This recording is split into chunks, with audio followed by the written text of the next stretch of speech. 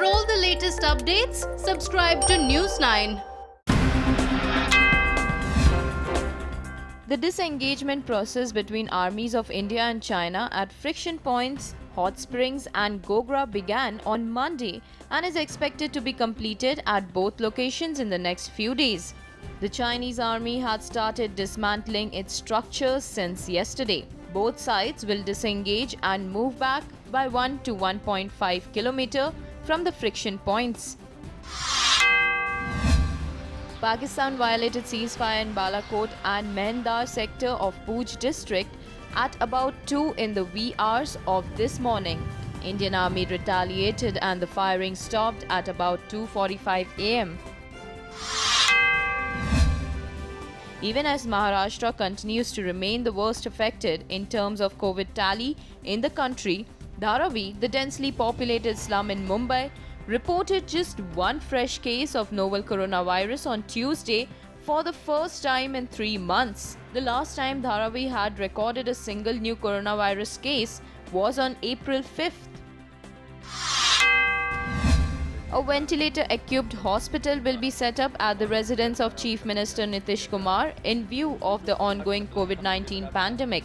6 doctors and 3 nurses from the Patna Medical College Hospital, which is incidentally the only COVID hospital in the state, will work in 3 shifts at the Chief Minister's residence to assure round-the-clock duty.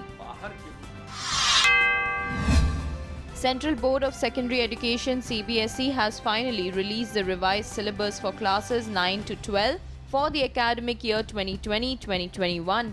HRD Minister Ramesh Pokhriyal Nishank announced the revised syllabus. As per the HRD Minister, the CBSE syllabus for this year's classes 9 to 12 has been reduced by 30%. The focus has been to retain the core concept. Kerala CM Pinarayi Vijayan on Tuesday engaged in some quick damage control by sacking his principal secretary, IAS officer M. Shivashankar, as a gold smuggling racket involving diplomatic channels threatened to expose the alleged complicity of the Chief Minister's office in the crime. The Enforcement Directorate filed a money laundering case against GVK Group that runs the Mumbai airport, its chairman Dr. GVK Reddy, his son GV Sanjay Reddy, and several others for alleged irregularities worth over Rs 800 crore in the development of Mumbai airport.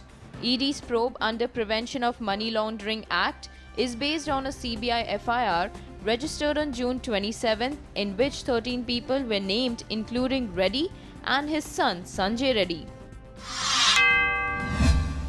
Heavy to intermittent rainfall has been reported in Mumbai and its suburbs, leading to waterlogged roads in several areas, even as the Indian Meteorological Department predicted intermittent intense showers in the region over the next few days.